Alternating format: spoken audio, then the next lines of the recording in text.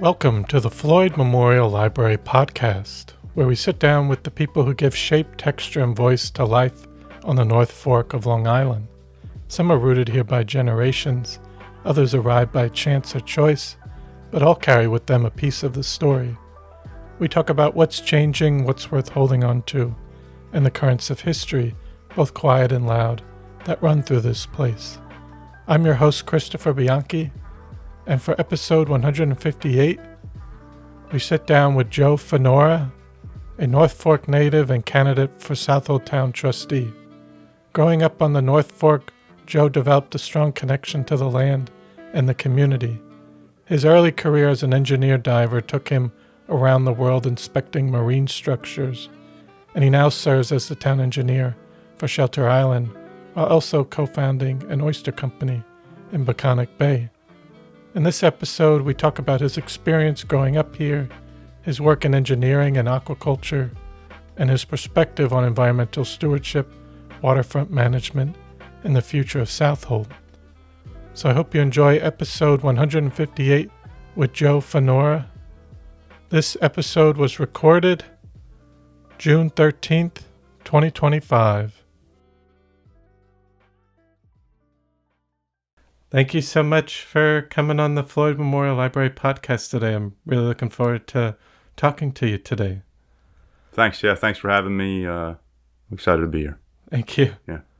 And usually in the beginning, we like to just discuss a little bit if you can talk about your background. You're a North Fork native, and a bit about you growing up out here and what it's meant to you. Yeah. I grew up out here, and my childhood was mostly idyllic. It was like we were a pretty normal family.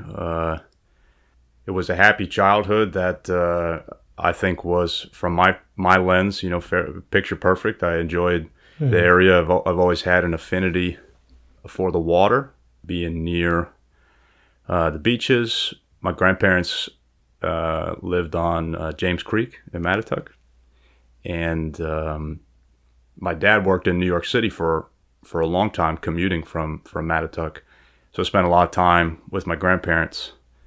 Being on the creek there was my access. Mm-hmm. So I was a kid with a rowboat and a fishing pole, and I spent a lot of time rowing up and down James Creek and exploring. But I always had a draw to the water, and growing up out here helped me fuel that passion. I think I would have still had that same affinity if I had lived somewhere else, but because I had that access, it was influential in my adult life. It drove my interest in my education, pursuing maritime degrees in education, and then also in my early career. But I loved it out here. I was really happy that my family chose to settle us out here, and I did all the other things that kids did. I played sports and rode my bike around town and had a lemonade stand on the corner, cut grass for a summer job, worked on local farms. It was idyllic. Like I said, I was really lucky. Yeah. And I'm curious, in terms of your family roots out here, how far back can you trace? Because you mentioned your grandparents, but does it go even further back? It does, yeah. My great grandparents started coming out here after the Second World War. My great grandfather was advised to get, for health reasons, to get either he had to go out to the mountains for fresh air or to the sea, and he worked for the railroad. And some of his colleagues had said, "Oh, you should check out the North Fork via the railroad." That's how they came out, and they started spending summers, and then it became sort of a home base for my family, pretty much from that point forward. And that was your dad's My dad's family. Yep. father? Yep. Oh, okay. Was it different on your mom's side? Yeah. My mom's parents are Italian immigrants, Mm-hmm. and she grew up in Westchester. They had a pizza restaurant in the Bronx. Mm-hmm. My parents met at Fordham University. The rest is history, I guess, with that. Yeah. But your dad went to school out here. No, my dad's No. family summered here Oh, okay. through the 50s and 60s. And my dad's family was also from the Bronx, Throgs Neck. And so my family was the first to be here full time. Oh, okay. Yeah. Yep. So my brother and I were the first kids to really grow up here in our family. Oh, okay.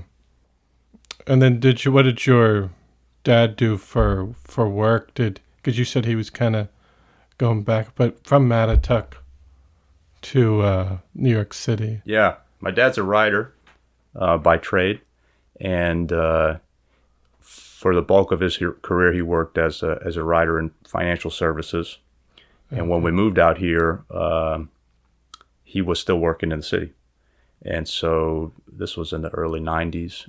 He was commuting from Mattituck. He would take the train from Mattituck in the morning. Nice. I think it's probably still similar, but at least at that time, there was only really one train. If you needed to get to the city for work, you didn't have your choice of I'll go in at the 5 or the 6 or the 7. There was like the morning train.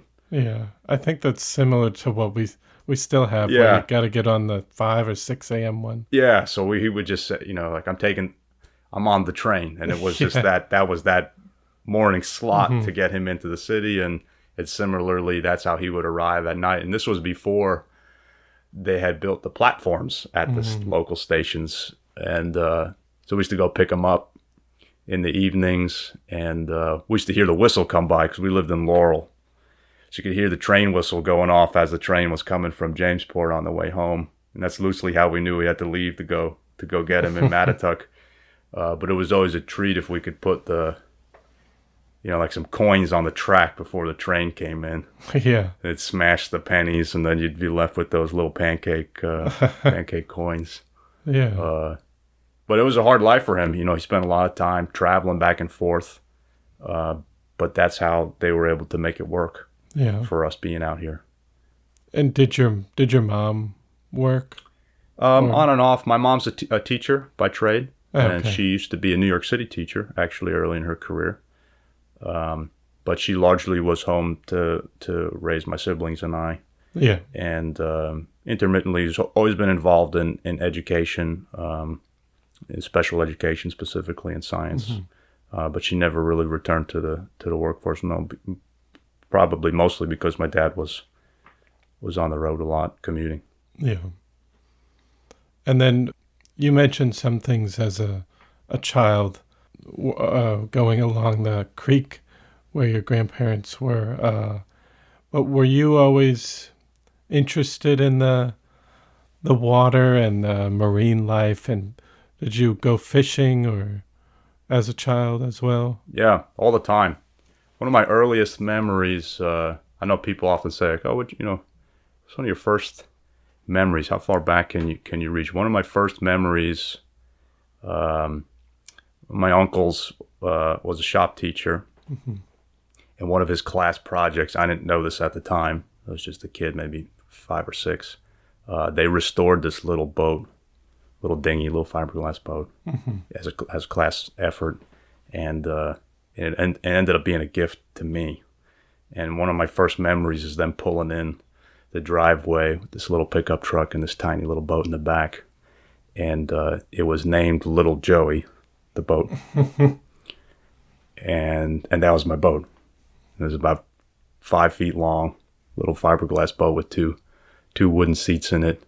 And I spent, hundreds of hours in this little boat, going in all the little back channels and nooks of the creek and exploring. It was lucky. It was like kind of what you always picture little kids doing, digging in the mud, and I'd pack up my snapper rod and a little lunch and and head out for a couple hours, thinking I was on some grand adventure, but I was probably only a couple thousand feet from where from home, Yeah.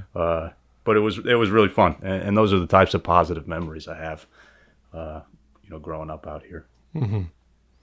And would you even go to, just because we're in Greenport, but would you come over to Greenport even as a child or in your teens? Yeah, definitely. Greenport was, dynamic at that time. It didn't largely resemble the Greenport that it does now. The marina wasn't here. Mitchell Park wasn't as well developed, but I got to see all those things happening growing up out here. And Greenport was a place where we would come to, to walk around. I remember a treat was going to the arcade. My mom would pick up those, I bet they still sell them now, but those little wood airplane kits. You pop them together, the rubber band propellers. And yes, we used to get those at the arcade, and they'd keep us busy for the afternoon. But that's sort of the Greenport that I remember as a kid, yeah. Yeah. And then, so your schooling experience, how was that going through? Of course, were you going through the Mattituck School District? Yeah. How was that middle school, high school experience? Yeah, it was fun. There was a lot of growth, I recall, at the time in the school system and the population. My ultimate graduating class in high school was in construction for each school facility throughout our experience. So when we were in middle school, they were expanding the middle school. When we were in high school, they were expanding the high school.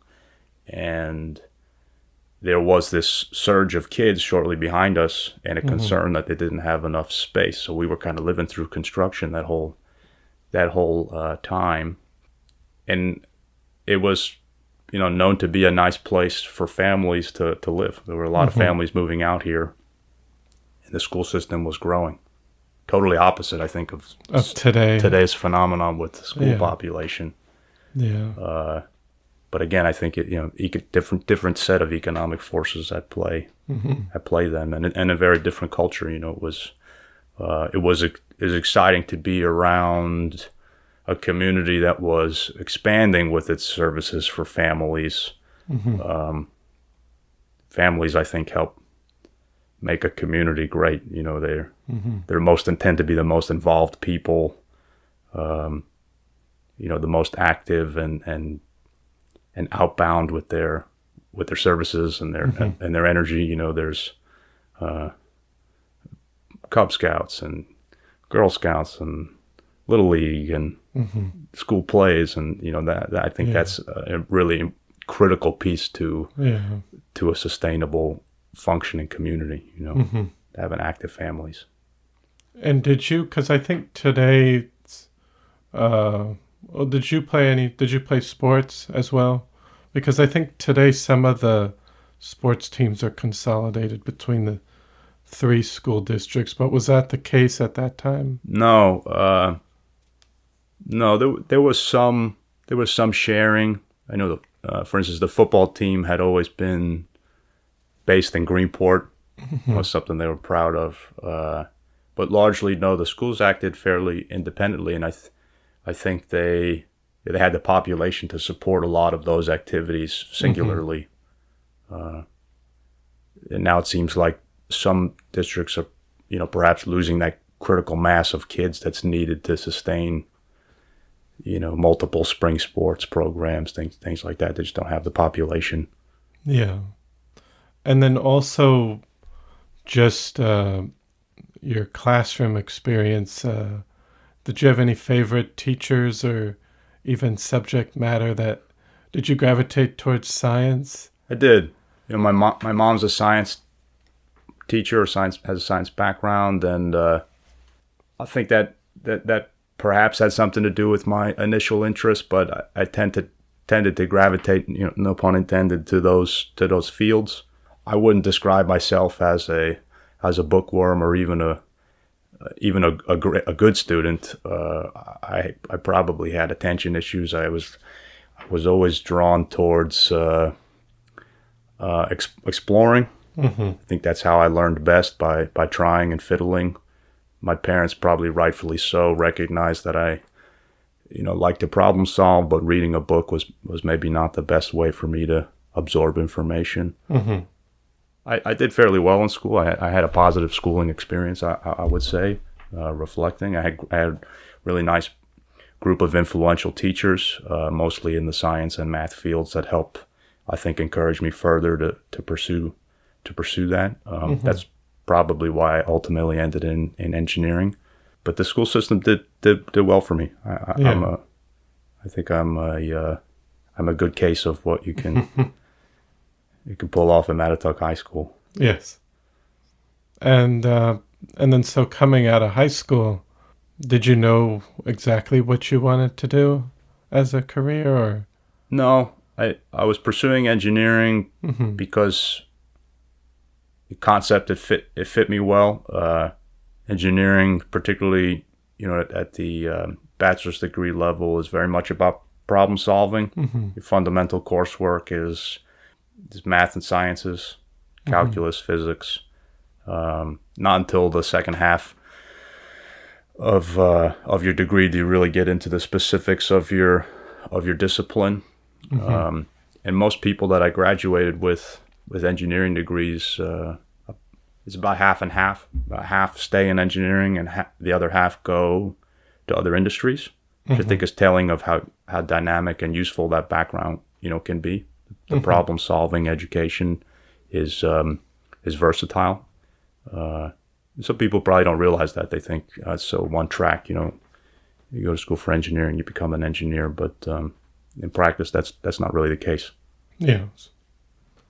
And when did you become an engineer diver? Was that right after you had graduated? A couple years after. I finished school, and I went to Stevens Institute of Technology in Hoboken, New Jersey, and I finished my undergraduate degree in civil engineering, which is fairly broad by definition. It's really about large infrastructure, roads, bridges, tunnels, water infrastructure. And I stayed because they had a graduate school in ocean engineering, which is really what I was most interested in. And I finished my master's degree at Stevens while I started working for a marine engineering company in New York City. And their specialization was in port infrastructure, container terminals, oil terminals, ferry infrastructure, and they had a special team within their office that did inspection diving. So there's this pretty niche need for engineers to be able to look at structures underwater. And I worked for a couple of years. I enjoyed the work, but I hated the desk life, which is, I think, the stereotype for a lot of engineering. Yes. And they would ask me sometimes if you could fill in on the dive team just as like extra help. They were doing an inspection, say in New York Harbor or something. And because I knew how to drive a boat, I could run a boat, I'd be like a safeguard, knew how to swim and stuff, which is, not super common if you just grew up in the city. And so I love that. So, man, any day I could get out of the office and go spend a day on the boat with these guys would be great. So it was kind of helpful. And then they ultimately said, hey, I think you're well suited for this. Would you consider going to commercial dive school and being on this team more formally? And I jumped at the opportunity. So I went out. There's a professional diving school in Minnesota, of all places. Kind of unexpected, right? Because it's not really near any coast by a long shot, but it's the land of 10,000 lakes, and so that's why they were able to stage all these training facilities in the lakes in a more controlled environment. So I went to dive school out there, and then I returned and I stayed on that team for quite a while, traveling and doing underwater inspections. You got to travel around the world and go to different marine structures, inspecting. Yeah. I did about half to 2/3 of the work was in New York Harbor, and then the other half of the work was traveling. Yeah, traveling either for for American companies that had infrastructure at other locations. Your shipping is so international, inherently. And then I did a lot of work for the U.S. Navy, and they were also totally global with their infrastructure needs. So that was really fortunate that I was able to take this skill set, and I got to travel with it. I got to see cultures all over the world. I got to see infrastructure all over the world. It was great. I was really lucky. Well, I'm just curious, were there any interesting stories, or just did you have an experience that was really one that's stuck with you? Because I guess, I don't know if you would consider it to be somewhat of it's definitely a specialized field with doing that and being an engineer and getting to dive. Was it a pretty relaxed environment, or was it stressful at times? The training is specifically to keep your stress level down. Yeah. But by and large, the circumstances which we operated were not high risk. Okay. I wasn't working with Navy SEALs or disarming explosives or something like that underwater. I wouldn't mind if people thought that, because that would say, but that wasn't really the case. I mean, the work's inherently dangerous because you're working underwater. In some places, it's extremely remote, so support services are hard to get to. Your isolation is a challenge. But for the most part, my work was looking at the structural components of things like piers or bulkheads, wharves, tunnels, making sure that they're either being maintained properly, or that the maintenance work that was done by contractors was done correctly. Sometimes we're inspecting structures just because they routinely get looked at to make sure there's been no change. Other times there was an event, perhaps there was a collision with a ship, or, an ice flow that maybe damaged a portion of a bridge, and we'd be looking at, what changes or what emergency repairs. The emergency inspections were probably the most stressful because it's a time crunch. Sometimes the structure has to be closed or condemned or load restricted, and you get a phone call on Tuesday, you got to be someplace on Wednesday. But that part's also kind of exciting. That's sometimes the interesting part of the work. Yeah, and then we might be jumping a bit, but did you make your way back to the North Fork, and then right now you're the town engineer for Shelter Island? How did that come about? Yeah, So I'm back here. I'm the town engineer for Shelter Island. They say there's no place like home, right? Yeah. And so I did the diving work, and I loved it, and the traveling, and I loved it also. It gets hard to be on the road, and the diving in New York Harbor is really fun and interesting to talk about. People are curious what it's like. But it's really hard. It's abusive, waking up on a Tuesday in February and going out and having to get in the water. It's tough to do that for a long time. I certainly would have been interested in doing it for longer, but after I met my wife and COVID started, we were expecting our first child, and we were looking for a place to I guess, plant our own roots and spend some more time. My dad actually sent me a photo of a classified ad for the town engineer job in Shelter Island, and he said, maybe you should apply for this. And so it wasn't really on my radar at all, but I called the number on the classified ad, which was the town clerk, I think, in Shelter Island, and had a great conversation with the retiring town engineer, who coincidentally went to the same engineering school as me, and went out for my interview, and I got the job, and had a spontaneous conversation with my wife. So, what do you want to do? Should we move to Mattituck or Southold? And we got really lucky. I took this job. She was supportive.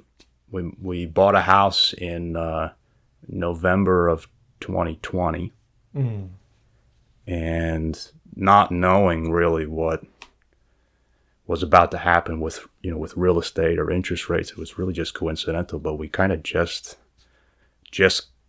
made it. A couple months later, I don't think any of this would have been able to happen. Yes. Yeah.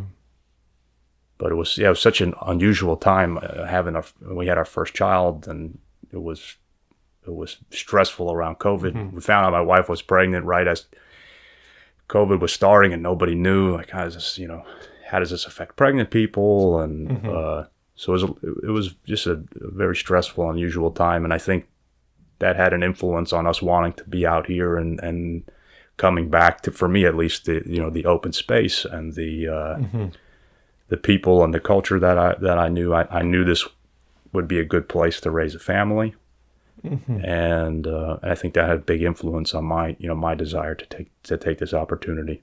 Yes. And then, what kind of projects have you overseen in Shelter Island, and how's that experience been so far? It's great. Yeah, I really love that job. I love the people and the culture of their town. I didn't spend a lot of time, admittedly, on Shelter Island growing up out here, but I've really come to appreciate their islander culture and mentality. They're largely independent. They're cut off. The only way they get support is through a ferry ride. Yes. And that extends a lot into the work that I do for them. Resource management, infrastructure resiliency, climate resiliency for their little island is a big part of my project portfolio there now. Their water, for instance, their aquifer is isolated. There's no pipelines or anything that brings fresh water from the North or South Forks over to them, so everything that they consume is in the ground there already. Managing their water resources is critically important to their own sustainability, and looking at how they can enhance their own infrastructure. We have a project going on now to help add resiliency and redundancy to the ferry terminals so that they can operate in higher water environments. We have real bad weather. Oftentimes the ferry boats are capable of transiting, but the water level is up so high that you can't get vehicles on and off the ferry at the terminals. Yes, I've seen that a few times. Or maybe 2 years ago. Yeah, they had to elevate or try to get the cars to go on. Yeah. So that's a great example of some sea level planning. Sea level rise planning and infrastructure modifications, small scale compared to what's happening elsewhere in the country. But for this community, it's critically important. Emergency services, food, fuel, everything comes over those ferries. So making sure that they can operate in the biggest window possible, is really important to that community. Yes. And then also you co-founded a oyster company in Peconic Bay. Could you talk a little bit about that and how that came about? My brother was finishing up college, not sure what he wanted to do. He went to Fordham in the Bronx, like my parents, and I was at my desk job at the time in Manhattan, feeling the itch to get out. And he said we knew a couple people that tried oyster farming out here. And he said, I think we might be able to do this. This might be a job that could keep, one of us or both of us, living out here. It was hard as a kid growing up out here. Not a lot of people were able to come back after they finished school. I'm reflecting on my own class now. I don't know, a pretty small percentage of my graduating class actually stays and lives here. And I think that's unusual. I think in a lot of places, most people want to come back to where they grew up if they can. If there's housing stock for them, if there's if there's career opportunities for them. And I think that's always been a challenge out here, is finding a way to. It's a great place to live, but it's hard. It's a hard place to make a living. So he had said, hey, I think we might be able to make this work. We've got some local know-how. We've got the knowledge of maybe how to get this small business going. So we tried it. We said to get a space, we were leasing some space from Suffolk County, and there's more applicants than there were leases available. So you go into this little lottery system, and it's totally random. And we had agreed, all right, if we win the lottery, quote, win the lottery on this on this lease, we'll give it a try. And if we don't, we'll move on. Well, we did. We got selected. So he started that business after school, and I supported him. Coming back, going back and forth from the city while I was working in there. And then we kind of switched roles. I ended up moving out here, and he ended up going to medical school. Okay. and he left the oyster business. Yeah. So now I'm here, and we have another partner that is helping. Yeah, sort of runs the day to day. And I love the industry. I'm so interested in aquaculture, and it's a really great community of people doing it out here. Good, well-intentioned people, and I've really enjoyed getting involved with the industry. There's a couple of small industry groups now that support the growers and the accessory parts of the industry, some restaurants and things. But I think aquaculture is a really exciting opportunity for the North Fork. It's very much in tune with an agrarian history and our connection to the land and sea. The oysters were a big part of the economy here, but in a slightly different take. Wild harvest and processing of oysters. Now it's the farming aspect. But it's good to see it come back, even if it's in a slightly different way. It's because we did see that downturn. I don't know if it was back in the 50s or 60s with the oyster packing places out here. No, but that's good to see. Yeah, it's a great opportunity. I think these are good jobs. They're hard, they're hard. It's a hard way to make a living, but they're good jobs. And rarely do you have an industry that I could say is sort of win-win-win. It's a good job. It makes a good product. It's a healthy source of protein, and it does good for its environment.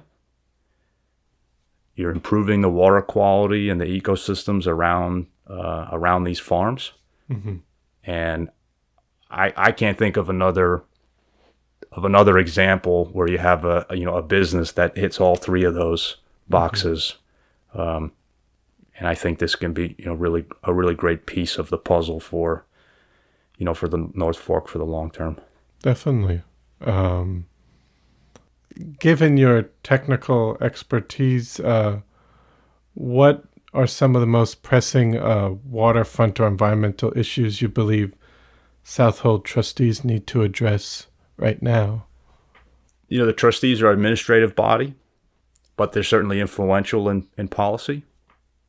So one thing that's important to me as a trustee candidate, I don't want to get out too far in front of my skis in terms of town legislation, but one thing that I reflect on being so important to me as a young adult here was public access to the water, and that's something that falls very much within the trustees' purview. They oversee the town's mooring programs. They oversee a lot of shoreline access points and improvements of those shoreline access points, town landings, things like that, in conjunction with the Highway and Public Works office in town. And so I would like to emphasize how important the public access is to our waterways, because it was not only so important to me, but I think that's an undervalued resource that our community needs to utilize to stay connected with the beaches and the estuary that make this area so unique. From a more specific standpoint, about applications and shoreline work, one thing that I hope I can bring to the table is an understanding of what kinds of shoreline solutions are best for a given application. It's not one size, fits all. We have, we have a lot of erosion on the North Shore. We have erosion issues on the South Shore as well, but not to the same extent. And they're so complex because erosion often isn't isolated, or shoreline issues aren't isolated to a given property. Most times what you do in one place has upstream and downstream impacts to your neighbors. And so those decisions are not in a vacuum what an individual does. And I hope that my background can help better evaluate those types of decisions. Yes. Understanding adjacent impacts, collateral benefits, and damages. Yes. And then what does pragmatic and environmentally focused decision making look like in practice for you? Can you give some examples of how you've applied that approach professionally?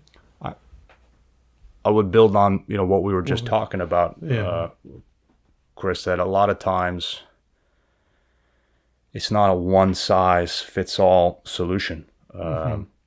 It's easy to find things that work and perhaps let that be duplicated or extrapolated, but oftentimes, particularly with coastal infrastructure, case-by-case bases are very relevant on what type of solution you implement. And I think that pragmatism that I want to introduce is an acknowledgement that what we did in one place or what somebody else did in another place doesn't necessarily work here.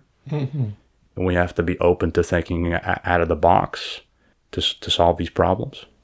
Yes, definitely. You've touched on it a bit, but in terms of waterfront access and erosion, those are ongoing concerns for the North Fork. How would you approach balancing environmental protection with homeowners' rights and community needs? I think the town has a lot of framework for how they want to see these decisions being executed. Southold Town has an adopted waterfront revitalization plan. They have an adopted comprehensive plan. They're re-examining the zoning town-wide, at present. Being fairly familiar with those plans, I recognize that there's priority areas for the town. Working waterfront is one of those. There's an acknowledgement that working waterfront has been lost over the decades, and that we have some new industries that require waterfront access. So those are, I think, the guiding principles that I would take, is looking first and primarily at what the town and the community has spoken and said we want to prioritize, what's important to our, to the fabric of our town. And then it's introducing that same pragmatism about, what might be right for an applicant versus what might be right for a different applicant. And homeowners' rights are a priority. I think that's an understanding. It's an important part of our economy. But at the same time, it's important we acknowledge that when it comes to waterfront, there are tangential and collateral impacts of what happens to a particular shoreline location, and those impacts can't be ignored. That's a big important part of the function of the trustees, and that's why it's so critically important that a trustee candidate is knowledgeable about coastal functions, surf zone, and offshore hydrodynamics. Those are extremely complex subject matters, and I don't think the expectation is that your local elected official has that background, but what an advantage it is if you could get one that does. Yes. And then the trustees often face complex permitting decisions. How do you think your engineering background would help bring clarity and rigor to those processes. One thing that I didn't realize was going to be such an important part of my job at Shelter Island, but has emerged as something that I think perhaps the most important is, as town engineer, I convey technical information to folks in the community from a range of backgrounds, some with their own technical experience, some without, and that I think is something that's so important, not only for that role but for the role of the trustee, is to be able to relate, to explain to someone who perhaps has no experience with the application process in Southold Town for a trustee's permit, what the impacts of their plan are, what the upsides of their potential plan are. And it's an opportunity, I think, for engaging all members of the community. One thing that I've also seen in Shelter Island that's so important is that whenever there's a complex decision to be made, garnering community buy-in, the social license, as I've read, is so important to any project's success. You can't go against the grain for these large community decisions and expect to be successful. I think there's an opportunity here for trustees to talk about and explain their decision-making process in a way that brings these other stakeholders on board. And that's something I think I can do successfully. Yes. And then I guess even looking to the future, how do you see yourself working with other trustees or residents and outside agencies to advance the town's long-term waterfront resilience? I think my working style, my management style is collaborative. I like to be engaging. I like to listen. I like to best understand perspective from my colleagues. And I think that's the approach that I would take to being on the trustees as well, both with my colleagues, with the community, and with those other partner agencies. Yes. I guess I just was curious, even with one of the biggest challenges, do you think waterfront erosion is one of them, or just sea level rise and other aspects of that just within our community, dealing with that down the road is a major issue? Certainly it's an issue for our community. Climate change will impact this community in many different ways. We're going to see, or we're at risk in terms of shoreline vulnerabilities, like you said, erosion. But sea level rise also impacts things that aren't so top of mind or apparent, like like access to fresh water. Our aquifer, our drinking water supply here is groundwater sourced, and it's largely influenced by the pressure it receives on the exterior of the North Fork from the salt water surrounding. So the issues are complex. The town has done, I think, a fair job at discussing those issues, and we have the opportunity to take those next steps in adding resiliency in these decision-making processes at the trustee level and at the town board level. Yes, definitely. And then I think I had two other questions, more so just in general, even coming back here after working abroad and settling down here. What do you enjoy most about living and working on the North Fork? It's kind of a good tough question. No, it's a good question. It's a good question. It makes you reflect. I've always felt what makes the North Fork special is its authenticity. It's so earnestly connected to the land and to the sea. People have real working farms here, make a living farming on the land, and also, as we talked about, at the sea. I think that authenticity is what brings so much value to this community. It's what people, I think, are attracted to. It's why they come here. Yes. Preserving that authenticity is a challenge for lots of communities, what makes them special is often what's hardest to keep in as things progress. But that's what's continued to keep the North Fork so unique.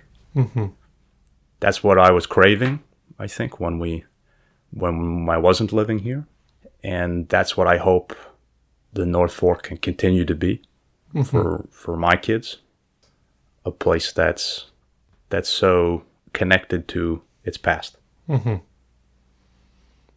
think you kind of touched on the last question, but just if you had any other thoughts with, even if outside of the trustee topics, what would you hope for the future of the North Fork and its community in general? I know you mentioned hopefully it can stay the same in some regards. What I hope for this community, for myself and for my family, is that I can offer my kids something a little bit better than what I had, and I had it pretty good. I was lucky to grow up in this environment. I hope that they will have the same opportunities that I had here, socially, academically, and there's certainly been a lot of change since I grew up here versus the community now. I recognize what Southold Town, North Fork was, and what it's not anymore. But I know what it can be, and I feel like I have a good sense of what it is. I hope much of that can be passed on for my children so that they can experience that. And I think there's a lot of positive things that Southold Town has done to help keep that connection. We talk about that authenticity. Yes, definitely. Usually I just ask at the end if there was any other things you'd like to discuss or say that we didn't touch on. I'm just thankful that we had this chance to talk. Yeah. This is a great resource for the community. I hope people tune in. Yes. And thank you. And I'm appreciative that you guys take the time to meet with the candidates. And yes, definitely. It's nice to hear that. But I want to thank you so much for taking the time to come on the podcast and share your story and get to share with our listeners about what you'd hope to do as a Southold Town trustee. So thank you so much for coming on. Yeah, thanks. Thanks a lot, Chris. Well, I hope you enjoyed episode 158 with Joe Finora. I want to thank you for listening to the Floyd Memorial Library podcast, and we'll see you next time.